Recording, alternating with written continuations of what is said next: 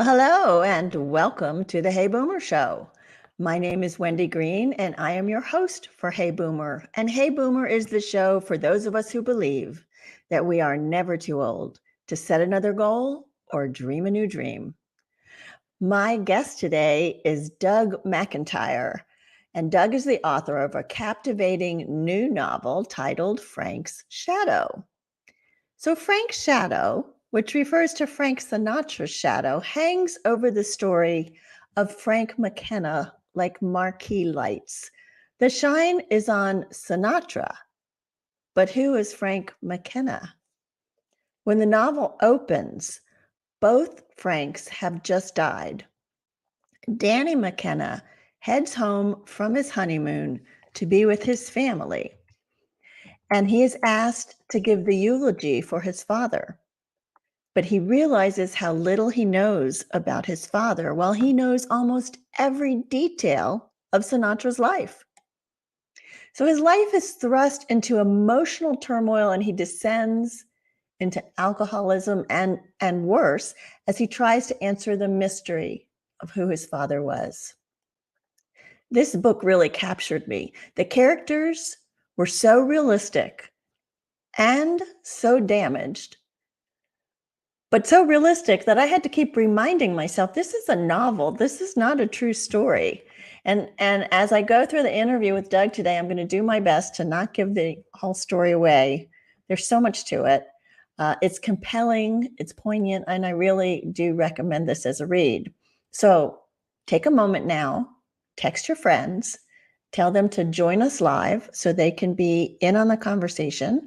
And if they can't join us live, encourage them to listen to the podcast later, which will be available by tomorrow.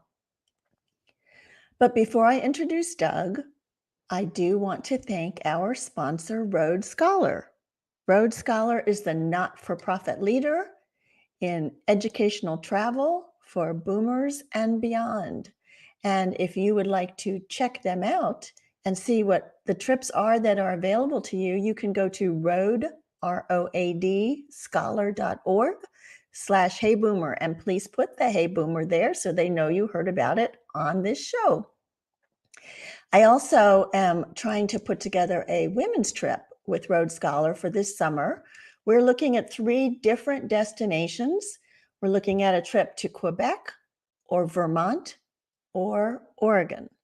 All of them are going to be educational, and there will be some hiking or walking involved. They're fabulous trips. So if you are interested in being part of one of those trips, please drop me an email at wendy@heyboomer.biz and let me know what trip you might be interested in and if you have any questions. So with that, I want to bring Doug on and introduce him to all of you. Hey, Doug. Hi, Wendy. How are you? Thanks for having me. I'm so glad to have you. Let me do a quick introduction. Although there's a lot to say, I have shortened it some. So Doug McIntyre is a principal opinion columnist for the Southern California News Group, which includes the Los Angeles Daily News, the Orange County Register, Long Beach Press-Telegram, Pasadena Star, San Bernardino Sun, and others. In addition to his work in print, Doug has been active for over 30 years as a television screenwriter and producer, including works on the hit series Married with Children, WKRP in Cincinnati, Mike Hammer Private Eye, and the critically acclaimed PBS series Liberty Kids. Doug has had all kinds of experience in radio, from local in Los Angeles to a Red Eye radio show, and then a WABC in New York City. And he has hosted memorable evenings with showbiz icons. I'm just going to name a few, like Jane Fonda, Lily Tomlin, and Steve Martin, as well as public figures such as George W. Bush, Colin Powell, Lech Walesa, and Bob Woodward. But today, we are here to talk about Doug's debut novel, Frank's Shadow, which was published in July and is now available on Amazon, Barnes & Noble, as well as on his website, which we will share with you later. So here's the book, Doug's Shadow, Frank's Shadow with Doug by Doug Well, McIntyre. that thing has shadowed me for a long time.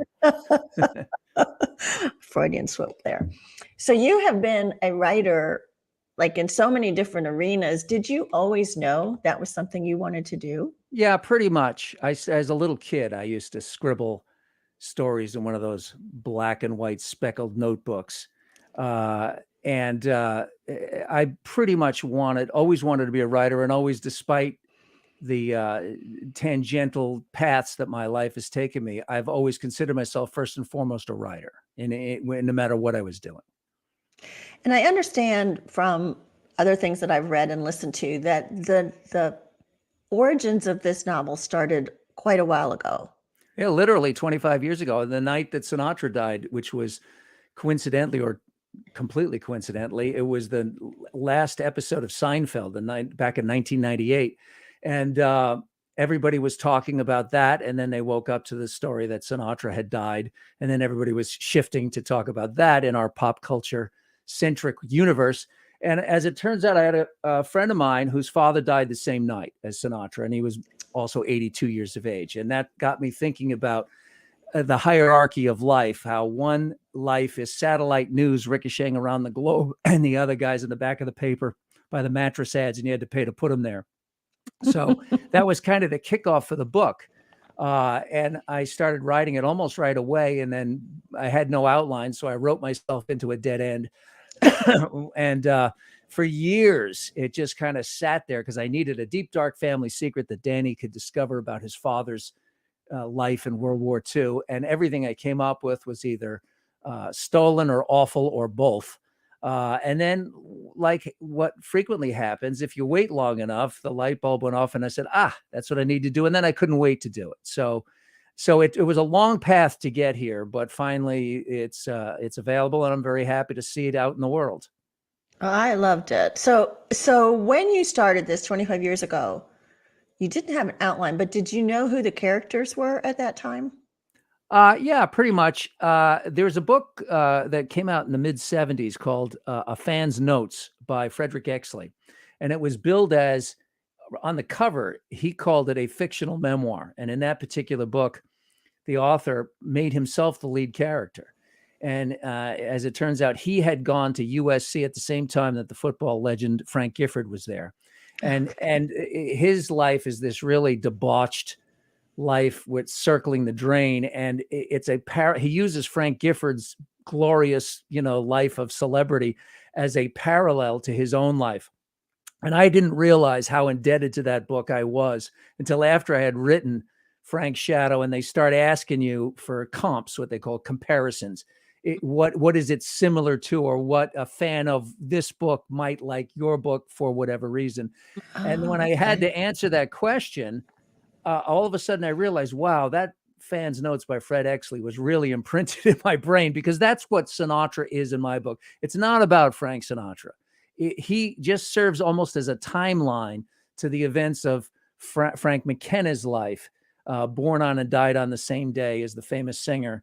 And then Danny trying to reconcile. Well, Danny's a historian, and his touchstone are things in the past. And he looks at Thomas Jefferson and John Adams dying on the exact same 4th of July, the 50th anniversary of the Declaration of Independence, a coincidence that Hollywood wouldn't even touch. It's so outlandish, and yet it happened.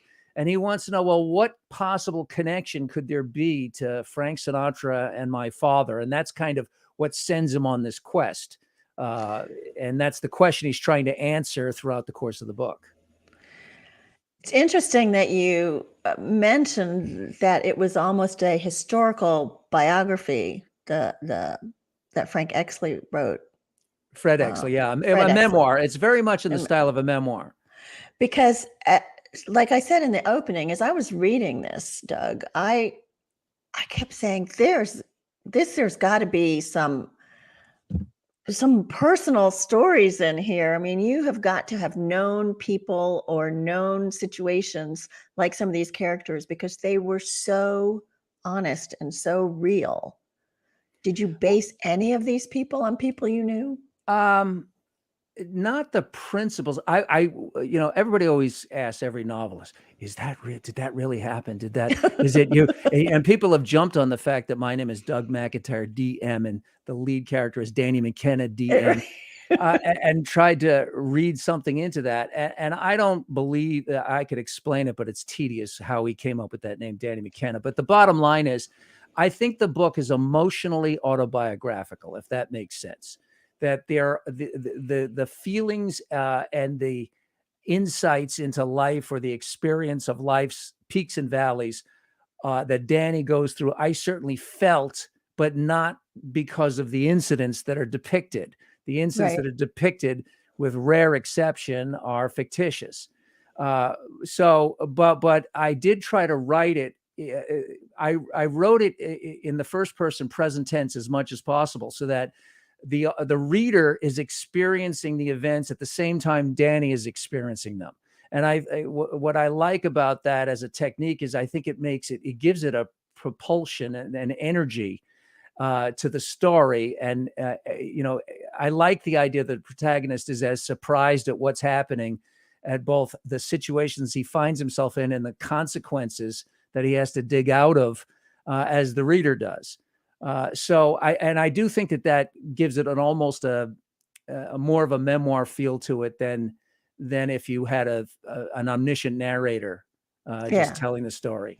Yeah, it does. And I'm glad to hear that some of the events that happened in the book were Oh not yeah, I based on. am too. They're pretty awful, some of them. No, some of them are really terrible, and it's like, Yeah. I must warn people too that, and I mean, actually, it's a reward, is that this is a story of a recovery, It of is. forgiveness. Absolutely. So while it goes to very dark places, as life frequently can take people, maybe in this case, you would hope life would never get this dark, but it's a story about somebody who's trying to heal, and trying Yeah. to heal himself and his relationship with his family. Right. And most of the poison comes from keeping secrets from each other, and that's why the secret was so important for me in this book, to have something that would mean, that would justify. Oh, did we lose you? Doug? Shoot. Hello?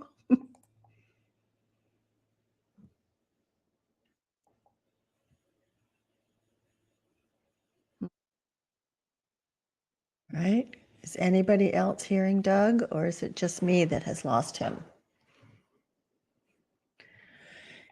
Yeah, he froze.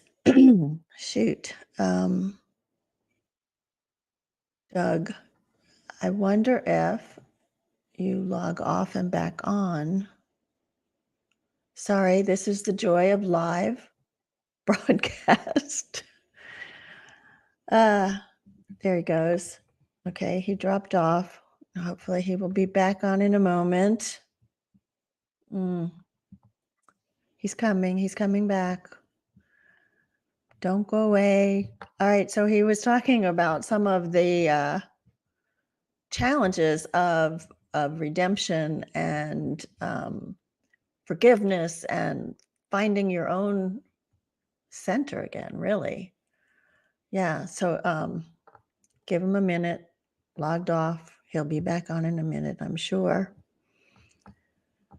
And so what else can I tell you about this book? It really, there's some, I do want to talk to him about this, some of the ethical dilemmas that his characters face in this book are actually very timely. So I do want to get into that.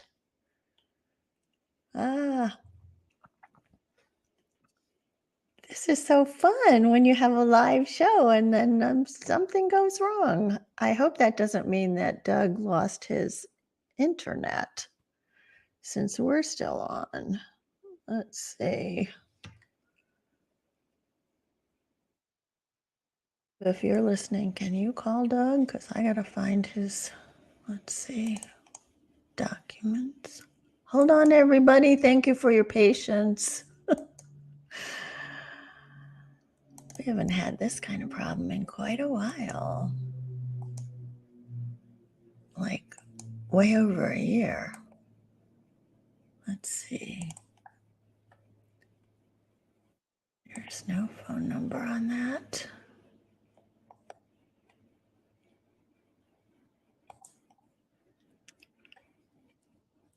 I do not have his phone number.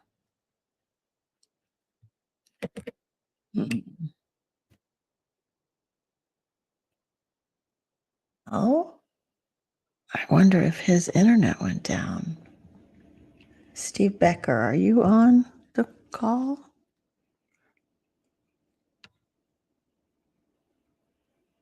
I could certainly tell you more about the book if he can't come on.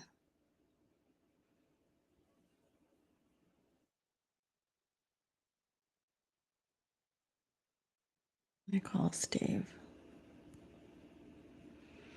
Hold on 1 second.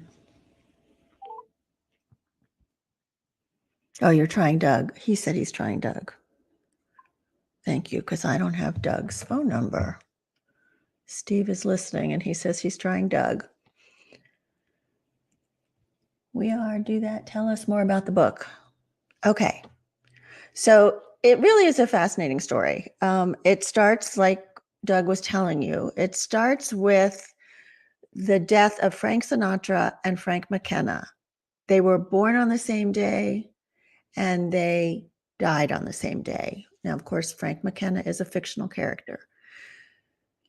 Danny McKenna, who is the son, had just married and was on his honeymoon when he got word of his dad's death. And so he had to hurry back to be with the family for the funeral. But the wife didn't come. She didn't want to get up early and leave the honeymoon location. So Danny went by himself.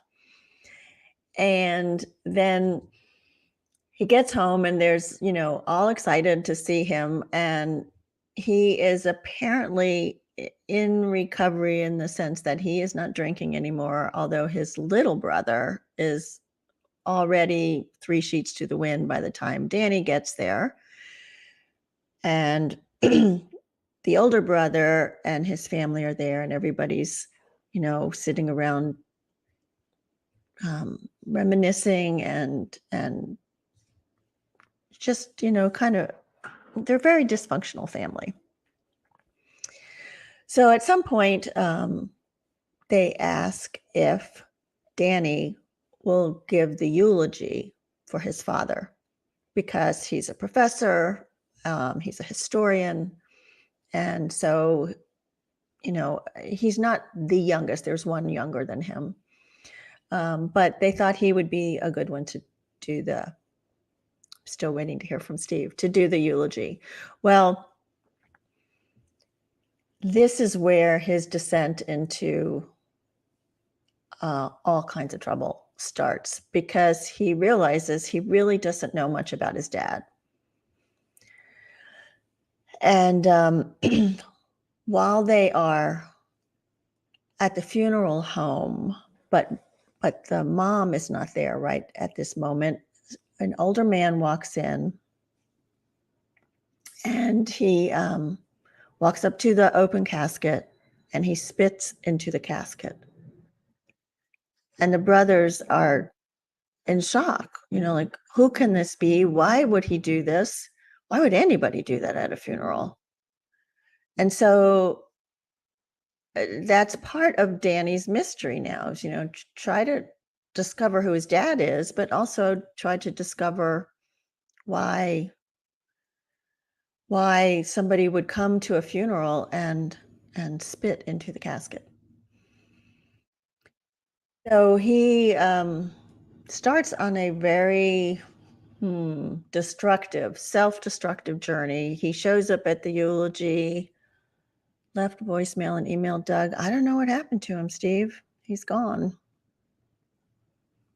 We may have to reschedule this.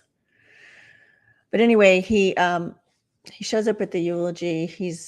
Danny is completely wasted and trying to talk about his dad, but he really doesn't know what to say. And eventually, he's embarrassed the whole family. He's angry. He storms out of the funeral home and does not deliver the eulogy, and then proceeds to try to track down who was this man who spit in the casket and why did he do that. And of course, meanwhile, I mentioned Danny had been just recently married and trying to track down where's his wife. She hasn't called. And her story is she's probably not a good choice as a wife. And I don't want to give away too much of this story, but so actually, she finally does show up, meets the family, but before the whole book is over, they realize they are not a good match. But so many terrible choices that Danny makes from the moment he walks out of the funeral home to ending up in jail, and has totally relapsed in his drinking, and finding out really what happened and who this man was. So I am going to leave it at that because the ending is just too good to give away.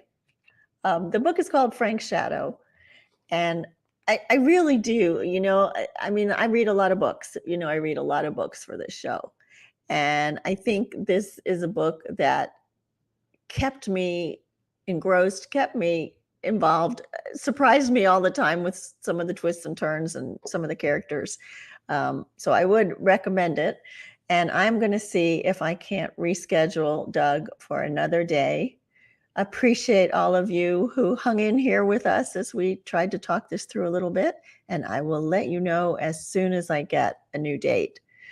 Thank you so much for joining us today. And we will be back with another edition of Hey Boomer very soon.